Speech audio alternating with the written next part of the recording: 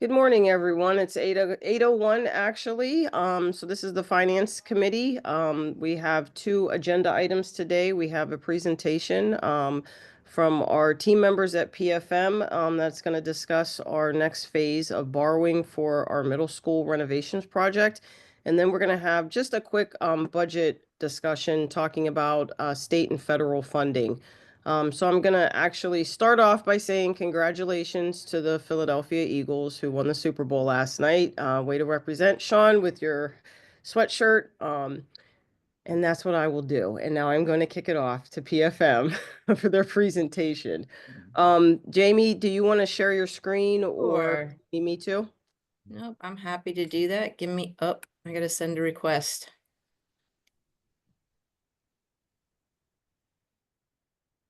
Let me try again. It says the host isn't allowing sharing for this webinar. Tim, are you there? Should work now. Sorry about that. No worries. Thank you.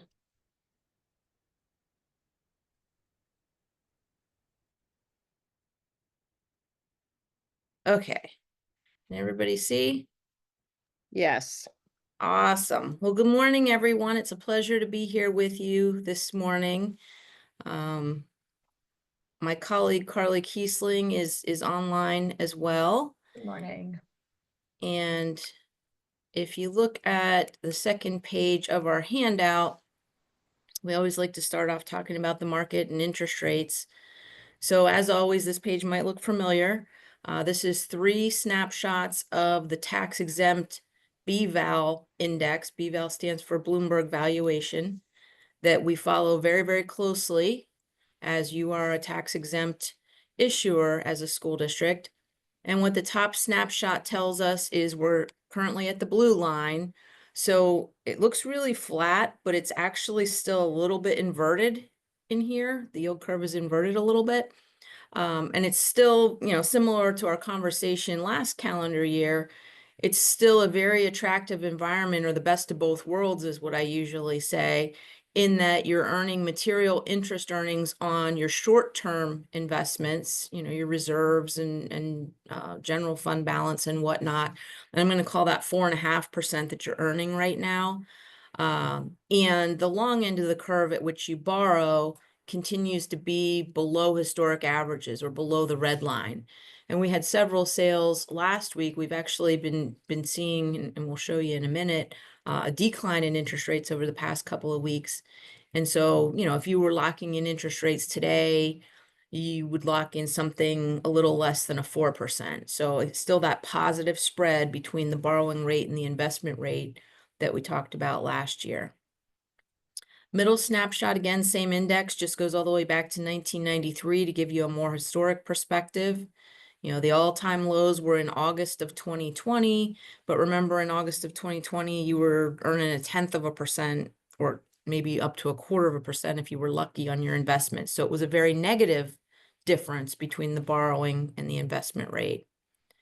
And then the bottom snapshot, again, same index, you can see on the far right what I was talking about as far as interest rates improving over the last couple of weeks or so. So that's good news. Looking forward to the Federal Reserve Committee, the Reserve Committee decreased the short-term interest rates that they control twice in calendar year 2024, and their current predictions suggest that they'll decrease 2 more times in calendar year 2025. It doesn't necessarily mean long-term fixed rates will go down correspondingly, because they really didn't in 2024. The short-term borrowing rates or short-term investment rates went down a little bit, but the long-term borrowing rates really didn't. But still, very, very attractive interest rate environment and positive spread that you can lock in right now. If we go to the next page, let me shrink that a little bit so it's not so cut off. Hopefully you can still see it. Your existing debt portfolio, as always, the top half is gross debt service, meaning principal and interest on each of your various issues. And the bottom half is your local share after you get old grandfathered PlanCon reimbursement, and I'm pointing to this line that says PE percentage, If there's a percentage on that line, it means you're getting the old grandfathered plan con reimbursement on most of your issues.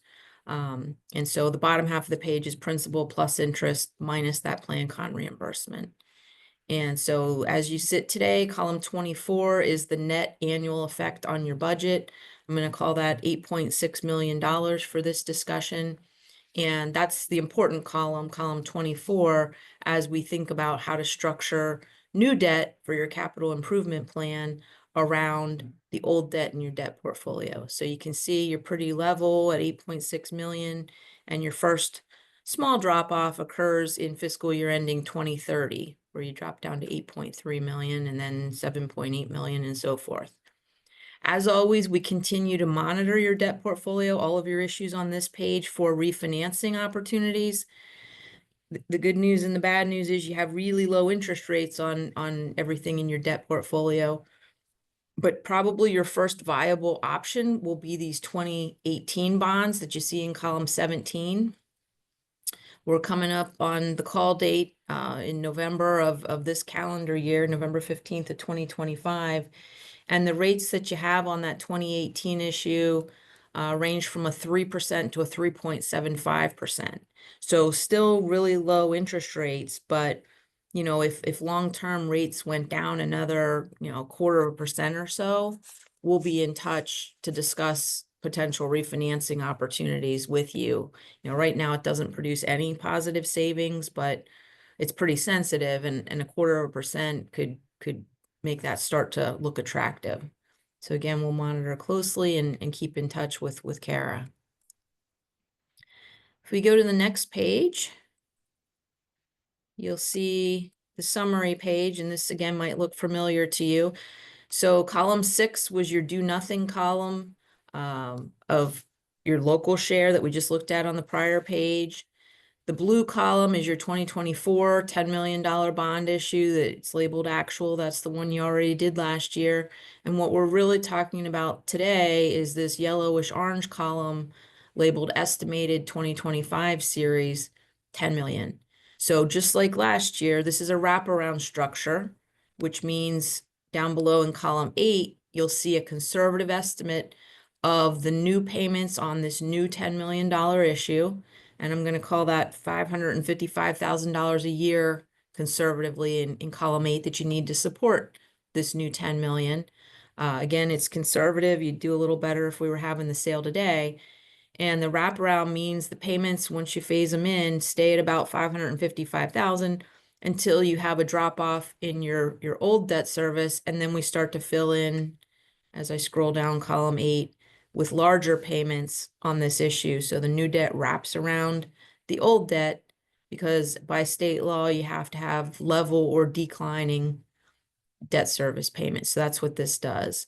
And then there's still an estimate for a future third $10 million step in the red column.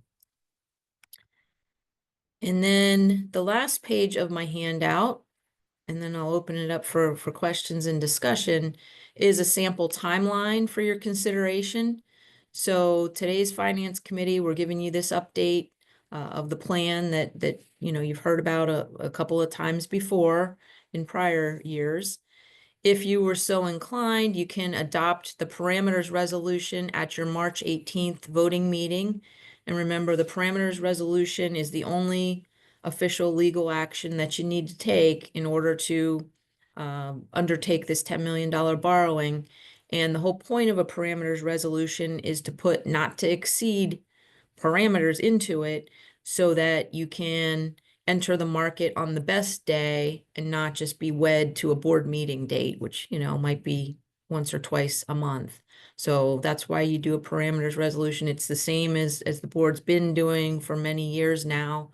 And it will have, as I mentioned, not to exceed principal amounts in every maturity and in aggregate. So even though you're only thinking about a $10 million issue, the parameters resolution will be for 12 million. We're not ever going to issue 12 million. You know, we want to keep this at 10 million or less to get the bank qualified interest rates and the 5-year call features that are additional flexibility and strategy as part of this plan. It will also have a maximum interest rate that will be, 5.5 or 6%, not because we think we're going to get 5.5 or 6%, but again, just because we need to be able to resize and change the amortization schedule once we get the winning bid from the competitive internet auction. And then if that resolution is passed at your March 18th meeting, we'd be able to lock in interest rates and conduct that competitive internet auction as soon as March 24th or later. All these dates say or later after them. And assuming that happened around March 24th, settlement would be around April 28th. That's when the money would actually show up in your construction fund and be available to pay invoices. So very much like the $10 million borrowing that you conducted last year, and everything's looking good in the market. One more comment on market conditions. I'm sure you all follow the news, and all the financial news sounds doom and gloom on occasion and lately. But the more volatility or chaos there is in the market, the more investors want a nice, safe place to park their money and know they're going to get their principal back. And so whenever there's kind of uncertainty and chaos in the market, it causes a flight to quality, and it causes additional investor demand for nice, safe bonds, such as Pennsylvania school district bonds, especially with an excellent credit rating like Springfield Township School District. So all the negative things you're hearing in the news are actually helping the rate that you'll be able to lock in when we get to point of sale. So I'm happy to answer any questions that you have at this time. I'll go back to the summary page because that's kind of the important page in here. Ms. Doyle, thank you so much for this. I'm sure you covered this and I just probably missed it, but can you remind me again why we do the 12? I just want to be clear on why that was, Yep. and I probably just missed it. No, it's kind of a silly state law. If we only did the resolution for 10 million, we have to show an estimated amortization schedule, which has principal in every year. And so if we only did the resolution for 10 million, we wouldn't be able to resize based on the winning bid. We Okay. have to be able to change. I need to be able to move principal up and down in different maturities in order to keep the overall debt structure that we're looking for. So we do the 12 million to give us flexibility to resize, basically. Great. Thank you so much. Great question. All right. I have a question. So in terms of the payment structure, is there, you noted that it was a conservative estimate of our payments, but I guess my question was that how, if one, is it capped, or the interest rate or the payments capped at any point? And what is the variance? What would be the variance? I guess I'm looking at the worst case scenario. Sure. And that's kind of, we're always conservative this early on. Our goal is to always come back with an answer that is better than what you're seeing here. So your payments aren't carved in stone until you lock the interest rates in, which, on the timeline was March 24th. That's when you'd be locking in the payments and you'd know what they are to the penny. But, just to give you an idea, for example, last year, what you actually locked in on a similar $10 million issue, your payment was $400,000 a year. We're conservatively estimating $550,000 a year in the light yellow. So, that's kind of the range. Jamie, can I also just piggyback on that, to Sean's question? Sean, in the event that when we go out, for sale, if the conditions aren't favorable or they're not what is being presented to the finance committee or what the expectation is, that's where a conversation comes into play, with Jamie, Carly and I, and then we bring it back. If, obviously if, the market conditions weren't favorable and our payment was $700,000 and interest rates didn't come in, they came in a lot higher than what was anticipated, then we would have a discussion about entering into this at this time. And that has happened to me at my previous district. I did work with PFM. It wasn't Jamie, but there was a situation where we went out to bond sale. The conditions were not favorable. We didn't get the numbers that we wanted, and we didn't move forward with doing the borrowing because at that time it was not favorable for the district. So there are catch holds in place to ensure that that 581 is not going to jump up to $700,000 without a discussion or the ability to be able to be flexible with that. Does Great that? points, Kara. And back to prior discussion earlier in the presentation, that's why it says or later after all those dates. And that's the whole point of the parameters resolution, because we don't want to be wed to any set in stone day. We want to be able to enter the market on the best day. And, you know, if we think something, you know, new is breaking in the news or new legislation or, you know, whatever the case may be, we'll be in direct contact with Kara and the administration to discuss, you know, hitting pause or, you know, discuss changing the timeline and the plan. Thank you for your responses. Appreciate it. I was going to ask how things compared to a year ago, which you've already illustrated on this chart, because I remember us doing exceptionally well on the auction. So thank you for that. Congratulations. It does look like prices are up. Can you just remind me and the group in the parameters resolution, what are the variables that we're going to be approving? Is it just principal and interest? Are there others? And The then third one that I didn't mention, because it's the easy one, is a final maturity date. So you can see the orangish column, they all end at the same point in time, and we did that intentionally by design to not place more interest rate risk on any one step than another. But, you know, the final maturity date will occur in your fiscal year ending 2045. Those are the three main along with parameters. prior year borrowings as well, so they all mature at the same date? Because it's for one project, yes. That's exactly how we designed it. Otherwise, you know, because it's a wrap structure, the blue column, we could have wrapped tighter and, you know, made it shorter, and then the yellow one a little longer and the red one the longest. But, you know, the red one is the furthest out in time, so it has the most interest rate risk. So to help mitigate future interest rate risk, we designed this plan to all end at the same time, all three steps. Got it. Okay, and then last question, maybe for Kara, if we end up in a situation where it's just not a good time to enter the market and do the borrowing, what are the implications on the project itself? Sure. So right now, we are in phase 2. If you remember, we did an initial borrowing, but that wasn't solely for the middle school project. We used a portion of that. That has been the piece that we've used to pay for architect design and some of the construction management cost up to date. We have last year's funding, we have not touched that. The only thing that has happened with that funding is that we've earmarked the required escrow with the township that is for the project and for things that are going to go towards project cost. What Doug Taylor's group has done for us is provided us a drawdown schedule for the project now that the bids were in and we kind of have a finalization on the budget. That information was given to Jamie and Carly. They've taken a look at that to make sure that our cash flow is where we need it to be. So we feel comfortable right now that we're in a good spot as far as cash flow is considering. If we have some wiggle room that if we had to put a pause on the borrowing and getting the money in April, that our cash flow would allow us to be able to, you know, deal with that pause until the market becomes more favorable.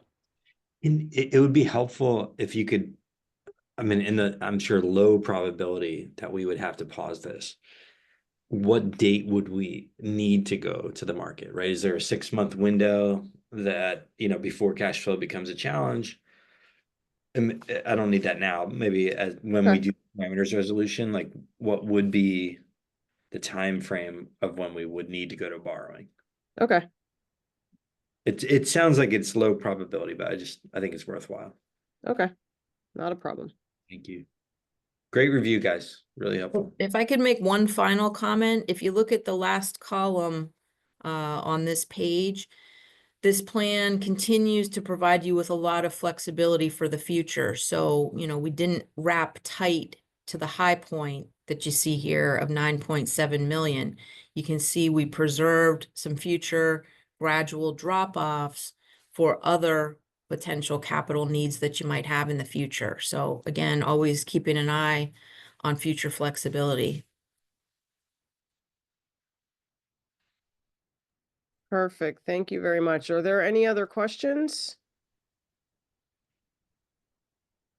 Okay, thank you, Jamie and Carly, as always. And then we will be bringing forward the parameters resolution at the March 18th board meeting for approval to get this underway. Everybody okay with that? Okay, perfect. All right, Yeah. well, thank you. And Jamie and Carly, unless you guys want to listen about state and federal funding, you are more than welcome to go. Thank you so much. Have a great day, everyone. Bye-bye. Bye. Give me a minute. I'm going to share my screen. Can everybody see this? We can.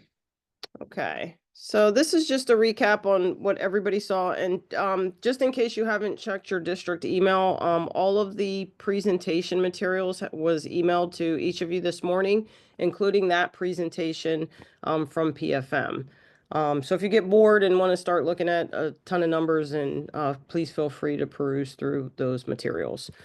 So just as a recap, today, we are providing the authorization to move forward to get the bond, the parameters resolution going. The other steps that are happening is they're going to start the official statement preparation. So my team will be providing a lot of information. We'll set up a rating call. So that is going to be interesting. I've always talked about the rating call. And ensuring that we maintain our very favorable bond rating, because that allows us, to get a lot of people interested in our bond borrowing, and it allows for favorable interest rates. So I will keep you up to date on that as we move through our finance committee meetings over the next couple months.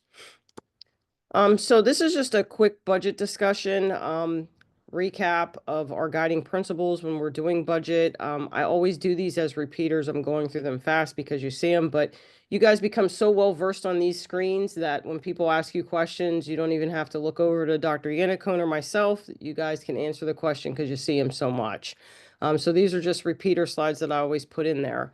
Where we're at in the budget process timeline. So this is our February 10th Finance Committee meeting. We'll have a quick discussion just about state and federal funding.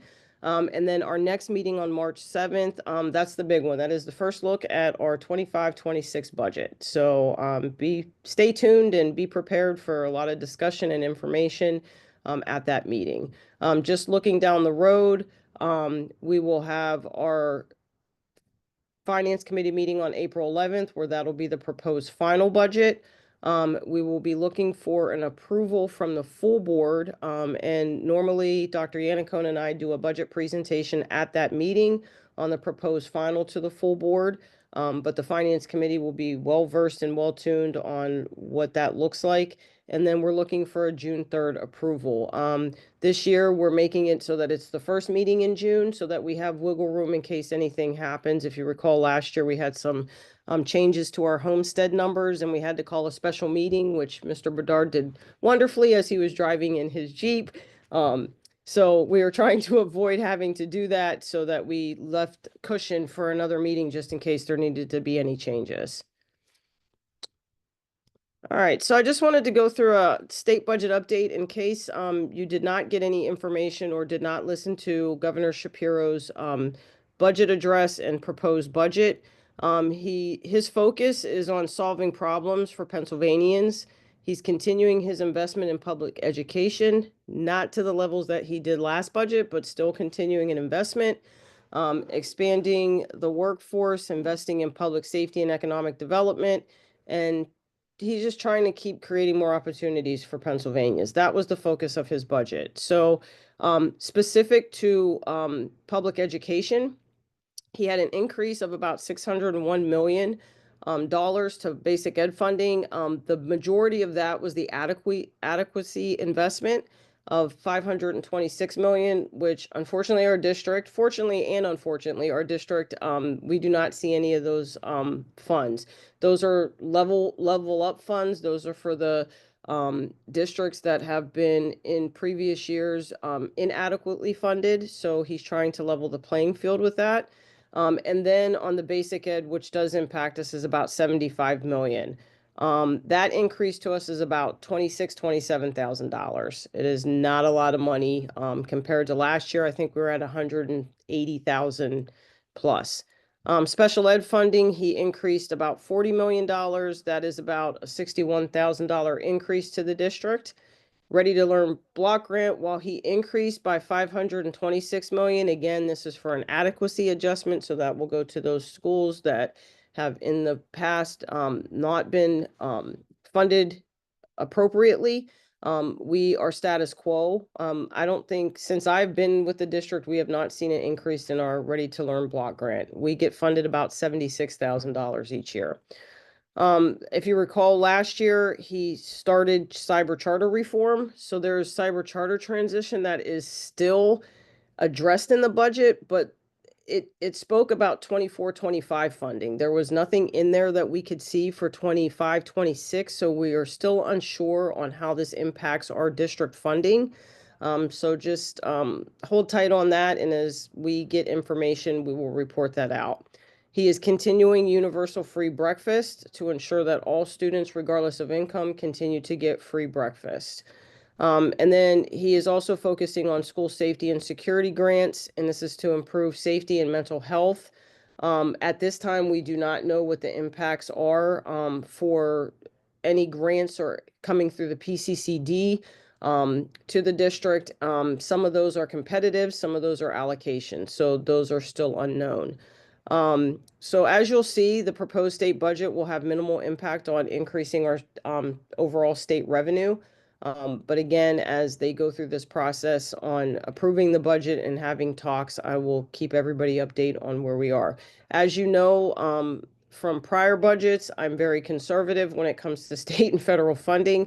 I always keep us at where we were prior year. So I never anticipate an increase in our state or federal funding. So that will be the same practice that I continue coming into the 25-26 budget, revenue budget. Then we're going to just do a highlight of our federal funding.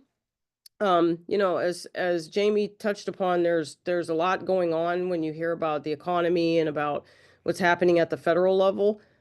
So just wanted to recap where we are currently with our federal funding. We get about $1.4 million in federal funding. It supports student-centered initiatives, including the National School Breakfast and Lunch Program. So that program is split between the state and federal. So there is a portion of federal funds that we get to support that program. There's special education supports through IDA and access funding, and then we have our title funding programs. That's our federal programs. So you can see that federal funds support about 45% of our overall food service budget. It's about $480,000. In special education, it's about $628,000. That supports about 5 or 6 special education staff, full salaries and some of their benefits, and then a portion of our age of beginner services that we have with the Montgomery County Intermediate Unit. And then our federal programs, which is our title funding, we get about $319,000 for that. That supports salaries for our Title I reading specialist. There's some of that, a small portion is for district professional development and non-public school allocations. Those two areas are required in some of our title funding, so that's why everything is just not supporting salaries in our Title I for reading specialists, because there's some allocations that are required that we have to do. So at this point, we will just continue to monitor any changes in federal funding and how that impacts our 25-26 revenue budget. But I thought it would be a good time just to go over both state and federal funding to show, because there are some unknowns of what it supports, how much we get from that, so that we have an idea of down the road if we have to have deeper discussions on that. And that's all I have for just the budget update, because like I said, March 7th will be our big number discussion. But if you have any questions on these couple slides that I provided, I will be happy to answer.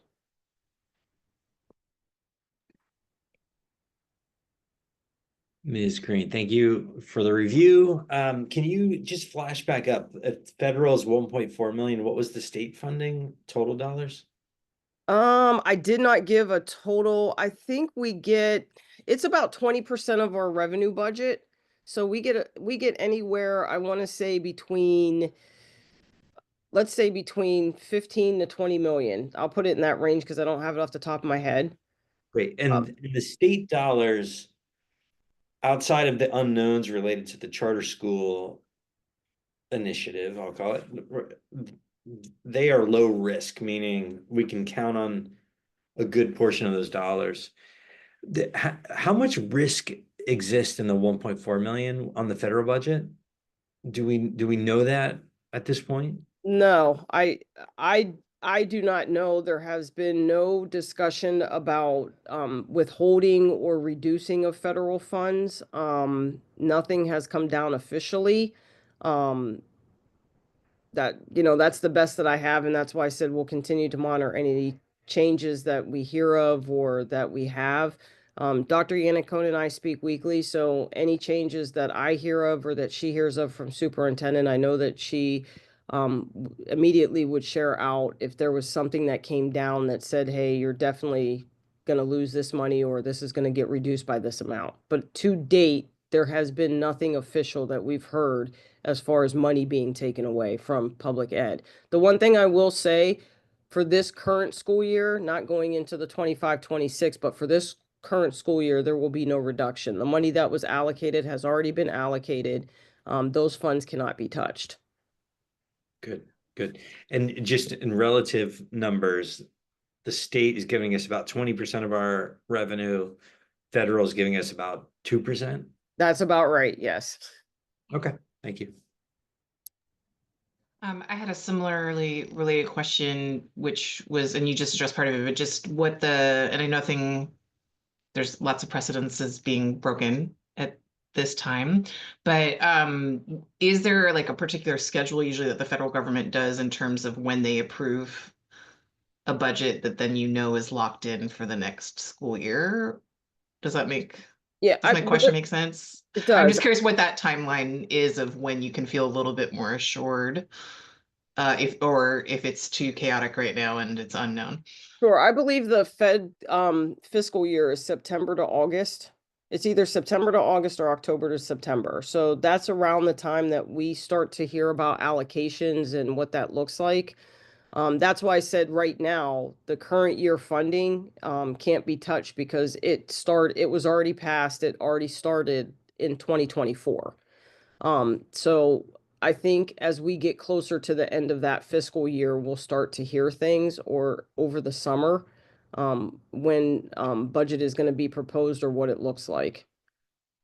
Great. That was going to be the next part of my question is like, how does that run parallel to the budgeting process? And to Mr. Bedard's point, I mean, I think it's only 2%, but just like, how do we budget to accommodate for that if there were a change? But thank you for answering that. Yep, absolutely. If I could just jump in for a minute, I see Mr. DeFranco has a question, but just to follow up on Kara's comments related to your questions. We have been working as an administrative team to plan for potential impacts to federal dollars for some time. We do this every year. As Kara mentioned, we try to plan for the possibility of no funding from the state or federal government. The state certainly, based on the percentages, would have a much more significant impact on our operating budget and therefore our ability to continue to offer everything we currently offer.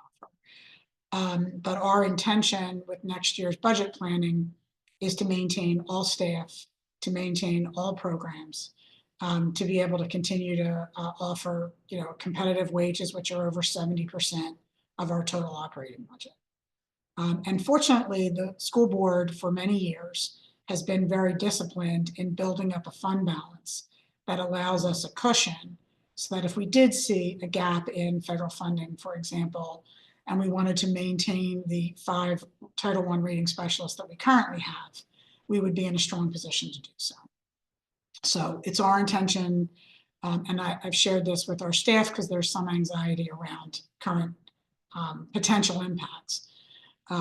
We feel very good about the fact that we can continue to offer all of our services as they currently exist. The one area that we are also monitoring that hasn't been mentioned is reflects the first agenda item on today's budget meeting, which is the potential for tariffs to impact the price of goods and services. And so Kara and I have had conversation about where the building project could shift in the costs. But we do have some alternates in there where we could make some adjustments. And again, we have fund balance that we could discuss with the board if we decided that we wanted to continue to prioritize every aspect of the project. So we're being mindful of that. And Kara is also doing a great job of capitalizing on timing. So for example, Chromebooks are due to be purchased at least for the middle and high school next summer. This coming summer, and Kara has already gotten us moving forward so that we could get ahead of any potential tariffs and locked in rates. And so she's working very hard to move ahead of the curve right now.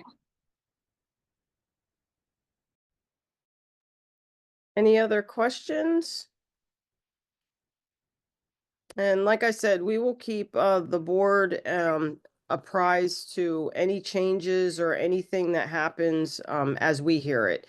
Right now, you know, just with everything, there's days where you hear things in the news or you hear executive orders, and then you have to wait and see how that plays out and how it impacts and what's legal and what's not legal. So we're making sure that we do our due diligence to keep everybody up to date, and things that do impact, we make sure that we're able to pivot and explain that. But we discuss it all the time, and we're ready to move and pivot to make sure that we can build a budget and make sure that we do not impact programming and staffing within our district, at least for the 25-26 budget year.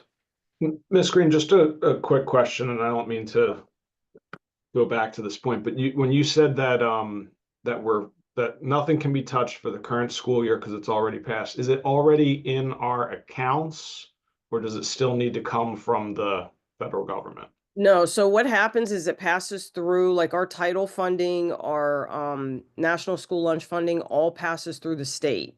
So those allocations have been drawn down and given to the state. And then we draw down throughout the year as our spend happens. So we're drawing down from the state through our state financial system right now. But those monies have been allocated to the state. So Allocated or transferred? So are they out of the treasury and into the coffers of the state? I believe so, yes. Okay. Okay. All right, great. Okay. If there's nothing else, it is 8:38, so I am before the 9 o'clock deadline, and I have some lunch to go prepare. So, if nobody has any other questions, we can adjourn. Miss Mann, you joined us, and there was a lot of conversations. Do you have any questions? No, I'm good. Thank you so much for having me. Absolutely, it's always a pleasure.